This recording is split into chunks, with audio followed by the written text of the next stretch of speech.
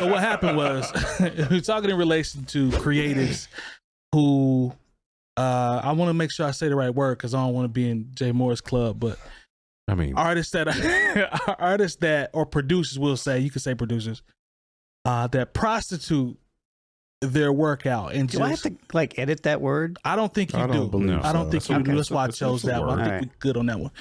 And I say that to say, working with everybody. I got to get my beats out and just send them to anybody that wants to buy them. And, I just want to put my product out, beats. Everybody gets a beat. And the conversation was based off, is that a good thing? Because every person that purchases a beat, there's no guarantee that person is going to be 100% with your brand. But from a creative standpoint, do you think people even care? Because I care about things that I attach my name to. I don't know if that's helped or hindered or whatever. But what do you think about that? I think that you should care about what you attach your name to that you care about. So okay. I think what's more important than caring about your name, I think it's an ego-driven idea in the sense that we want to care about what our name is attached to. We want to only represent a specific thing. But at the same time, we really have no control over that for the most part because of interpretations. I'm more of the idea and the belief system now, today, as opposed to maybe in the past, that what's more important is eyes and ears. Because you can only control your own narrative so far. So I kind of lean towards the fact of get yourself out there as much as possible. And then once you have an audience, define yourself then.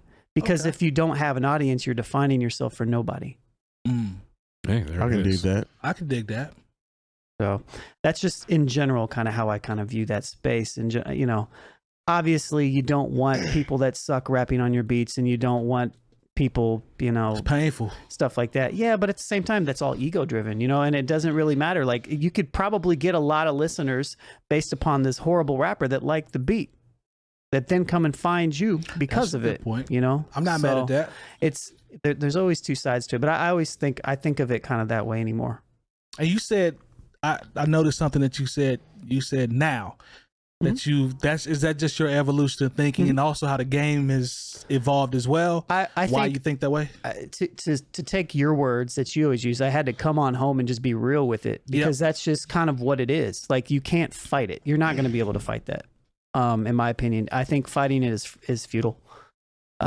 Especially the way that you have to get noticed. I mean, think about this show. We put out 30 different clips every week on different social and most of them don't do well. Some of them may be bad. Some of them may not do well, but some of them do really well. Yeah. And, who knows who those are going to reach and who those are going to bring back to us to bring. So, it's like, throw a bunch of stuff at the wall until you get your group of people. Let the other people weed themselves out as it goes. The people will come and go, and then just make sure that who you are is consistent.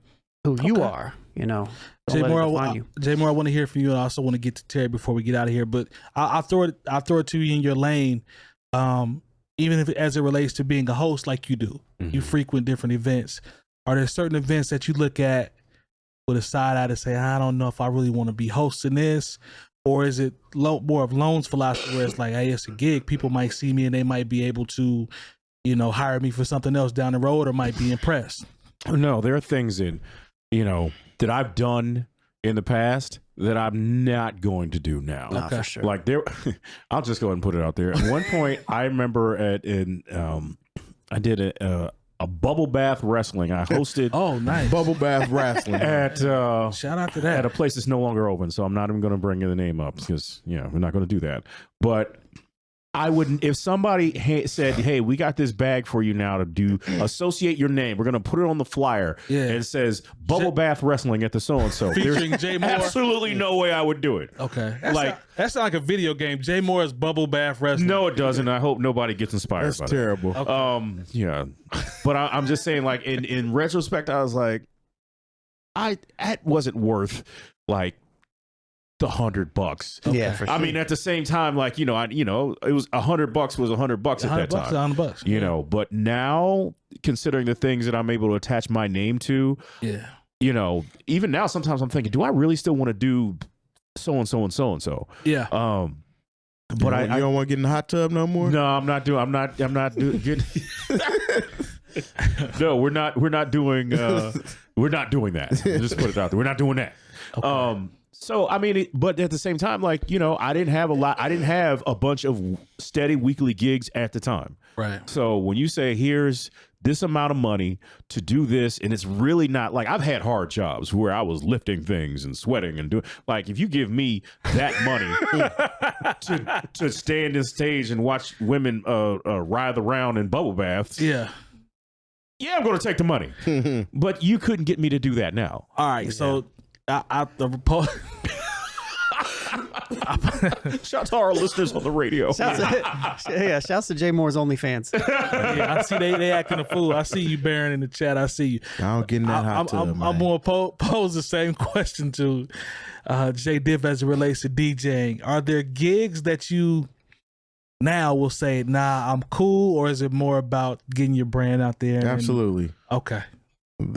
Yeah, because these are all different elements, so that's why I'm just kind of throwing it around. Because what he said makes sense. What you guys are talking about is completely a separate thing. That's why I'm just kind of throwing it around. Because I agree with everything y'all are saying. Yeah, there's definitely gigs that I don't want to be associated with. I don't want to even play that kind of music. Why are you reaching out to me for this? Like, no. Who told you to call me? Why? Nah. And sometimes I don't even answer back. Like, I'll get a DM or something. Like, you know how people aren't your friends. They can't even tell that you've even read the message. I'm not going to accept that message. So you read it and you be like, I'm cool. I'm not even gonna respond to that. And you see somebody in public, hey, I had hit you up. Oh, did you? I didn't even get it. I'm sorry. Word.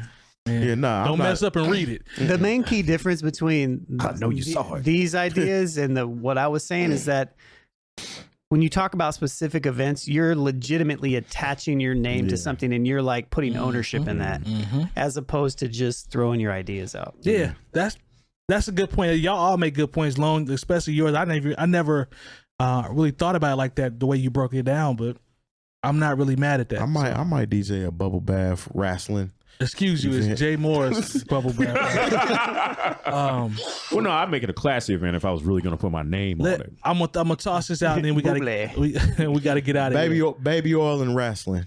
Let me ask you this before we get out of here. So Jay Moore's bubble bath wrestling. What console is that game on? Oh, it's got to be Sega. It's a Sega game.